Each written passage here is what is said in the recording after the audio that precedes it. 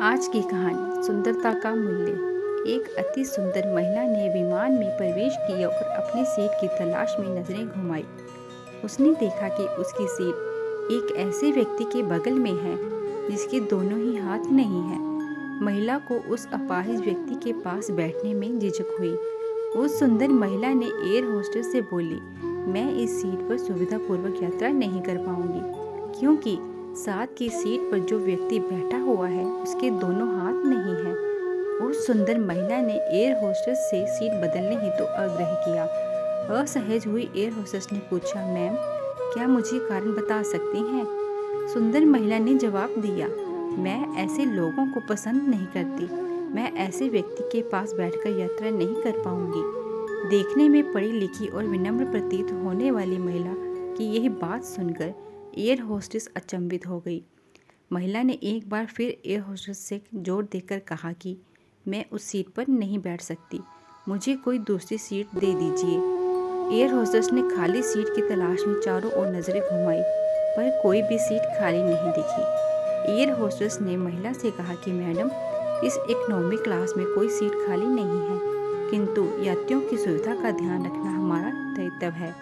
मैं विमान के कप्तान से बात करती हूँ, कृपया तब तक थोड़ा धैर्य रखें। ऐसा कहकर होस्टेस कप्तान से बात करने चली गई।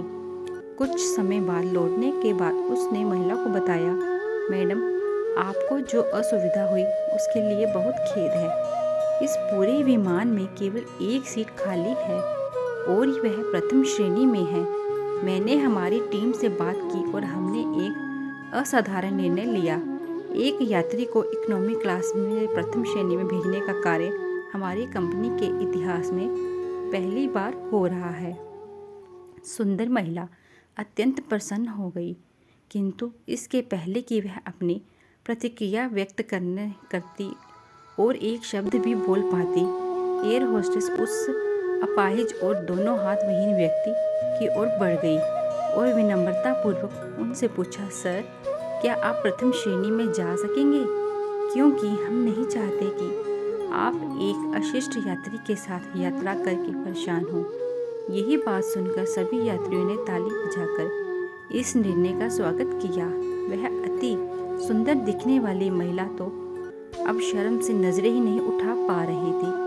तब उस अपाहिज व्यक्ति ने खड़े होकर कहा, मैं एक भूतपूर्व सैनिक हूँ और मैंने एक ऑपरेशन के दौरान सीमा पर हुए बम विस्फोट में अपने दोनों हाथ खोए थे। सबसे पहले जब मैंने इन देवी जी की चर्चा सुनी तब मैं सोच रहा था कि मैंने भी किन लोगों की सुरक्षा के लिए अपनी जान जोखिम में डाली और अपने हाथ खोए, लेकिन जब आप सभी की प्रतिक्रिया देखी तो अब आपने आप पर गर्व महसूस हो रहा है कि मैंने अपने देश और देशवासियों के खातिर अपने दोनों हाथ खोए।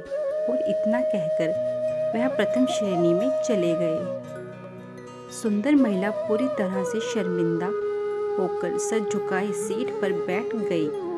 अगर विचारों में उदारता नहीं है तो ऐसी सुंदरता का कोई मूल्य नहीं है। उम्मीद है आपको ये कहानी पसंद आई होगी। ऐसी अच्छी कहानियाँ सुनने के लिए हमारे चैनल को लाइक, शेयर एंड सब्सक्राइब कीजिए। धन्यवाद।